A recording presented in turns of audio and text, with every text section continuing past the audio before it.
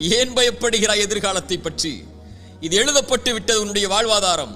எதை பெறுவாய் என்று, எதை இழப்பாய் என்று, நீ செய்ய வேண்டியதெல்லாம் அதை நோக்கி நகர வேண்டியது மட்டும்தான். சோகம் வந்துவிட்டால், கவலை வந்துவிட்டால், இழப்பு வந்துவிட்டால், பிரிவு வந்துவிட்டால், இருட்டு அறையில் உட்கார்ந்து கொண்டு கண்ணீர் வடிப்பதை விட கிளம்பிச் செல் வெளிச்சத்தை நோக்கி. உனக்கு பெற இருக்கின்ற அதிசயங்கள் ஏராளம் உன்னுடைய எதிர்காலத்தில். அதை நோக்கி செல் என்பதுதான் இறைவனும் இறைத்தூதரும் நமக்கு காட்டக்கூடிய வழி. மூசாவுடைய தாயிடமிருந்து பாடம் படிப்போம் வாருங்கள். மூசாவுடைய தாய் ஒரு ஆண் குழந்தையை பெற்றெடுக்கிறாள். எப்படிப்பட்ட காலம்! ஃபிரவுன் கொடுங்கோலன் ஆண் குழந்தைகள் பிறந்தால் கையால் அறுத்து தூக்கி எறிந்தான் மனி இஸ்ரவேலர்களுடைய குழந்தைகளை. மூசாவுடைய தாய் பயந்தார்கள். இந்த குழந்தையை ஃபிரவுன் கண்டுவிட்டால் கொன்று விடுவானே.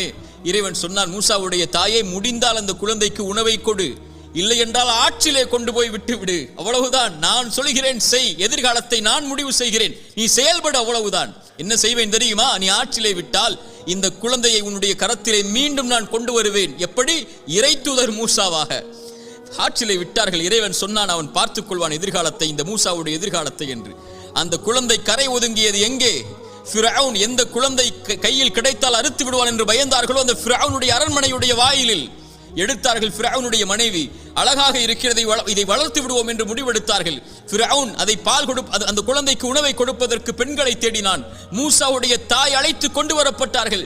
அவர்களுடைய கரத்தில் மூசா அலைஹிஸ்ஸலாம் ஒப்படைக்கப்பட்டார்கள். இறைவன் சொன்னான், திருப்பி கொண்டு வருவேன். எப்படி ஒப்படைக்கப்பட்டார்கள்? இறைத்தூதர் மூசாவாக. மூசாவுடைய தாய் பயந்தார்களா எதிர்காலத்தை? நபி யாக்கூப், நபி யூசுப் அலைஹிஸ்ஸலாம் விட்டார்கள் அவர்களுடைய சகோதரர்கள் கிணற்றிலே. பயந்தார்களா? அவர்களை அந்த கிணறு தான் அவர்களை அரண்மனைக்கு கொண்டு சென்றது.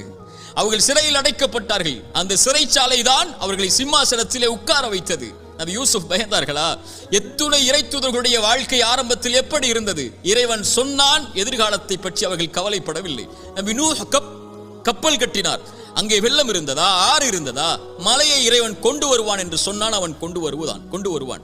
என் வாழ்வை சிறந்ததாகத்தான் இறைவன் அமைத்திருப்பான் என்று நான் நம்புகிறேன். அவன் அப்படித்தான் அமைத்திருப்பான். இன்று சோகம், நாளை அது மகிழ்ச்சியாக மாறும்.